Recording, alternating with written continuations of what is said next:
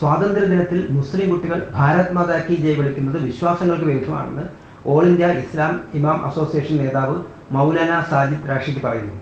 എക്സിൽ പങ്കുവച്ച വീഡിയോയിലാണ് അദ്ദേഹം ഇക്കാര്യം പറയുന്നത്. സർവോദയ ബാലവിദ്യാലയ സ്കൂളിൽ സ്വാതന്ത്ര്യദിനവുമായി ബന്ധപ്പെട്ട് ഘോഷയാത്രയുടെ ഒരുക്കങ്ങൾ കണ്ടു.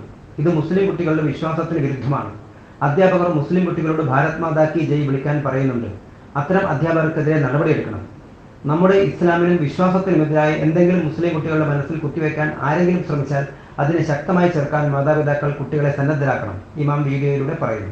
सर्वोदय बाल विद्यालय स्कूल का एक जुलूस 15 अगस्त के उपलक्ष्य में निकल रहा था, जिसमें स्कूल के टीचर मुसलमान बच्चों से भारत माता की जय के नारे लगवा रहे थे।